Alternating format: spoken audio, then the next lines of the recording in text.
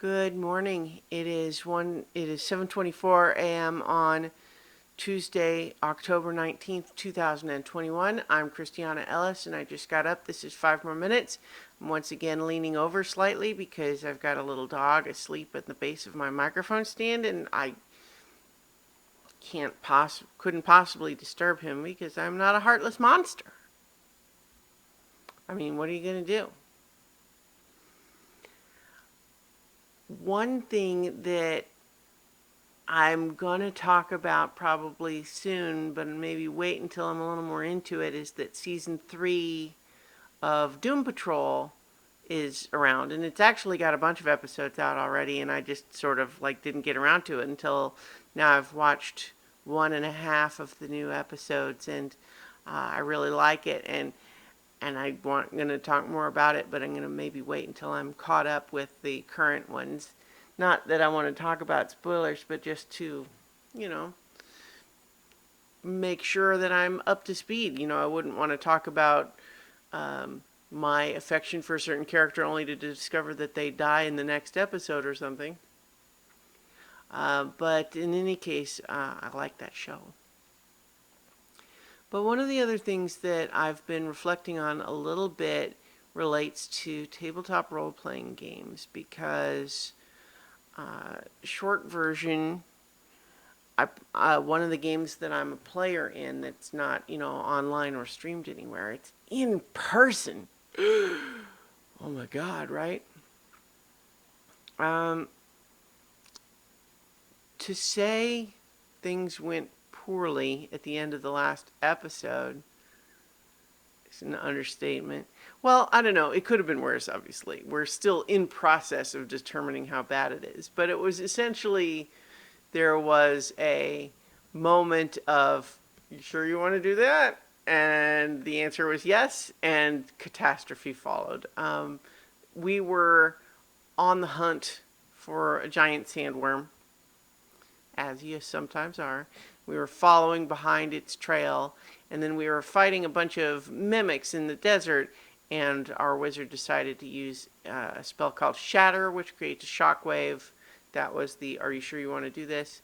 The result was that it collapsed the top crust layer of the desert, creating an enormous sinkhole that we all proceeded to fall into. There was kind of a slow motion. We had a couple of moments where it's kind of like, you're not all the way in, you're falling, what are you going to do about it? And those went, we got a couple of natural ones in there. We had this robot that was helping us to find the giant worm, and we lost him. He's just now running off through the desert untethered somewhere.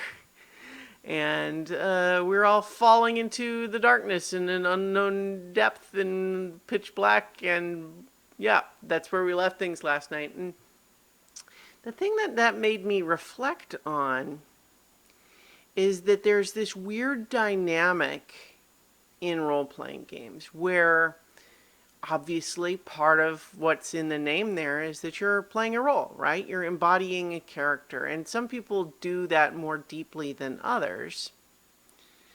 But it is very common, it is understandable, it makes perfect sense that when you are sort of inhabiting the personality of the character, then you and they share the hopes that things will go well and not poorly.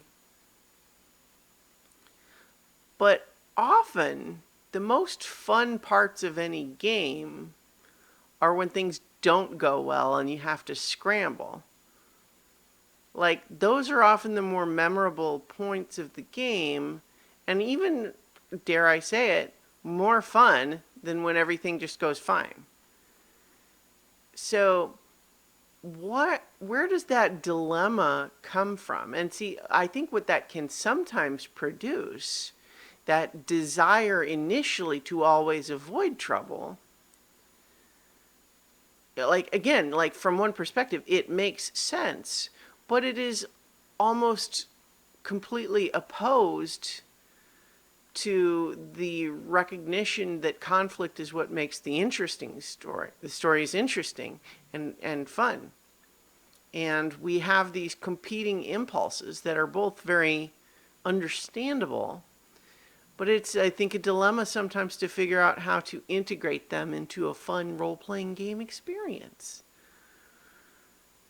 Because sometimes you might, in character, go to a lot of trouble to prevent problems, when what that produces is a lot of time spent planning and discussing, which isn't super fun necessarily, and then avoiding the problem that might have been more fun.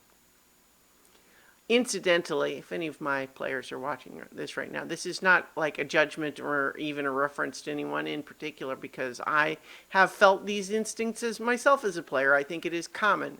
So I'm not, this is not a subtweet to anybody. It's more me just reflecting on how these impulses compete with one another, and is there an ideal way to integrate them more completely? I don't know. Anyway, I'm going to leave it there, and I will talk to you all tomorrow for 5 more minutes.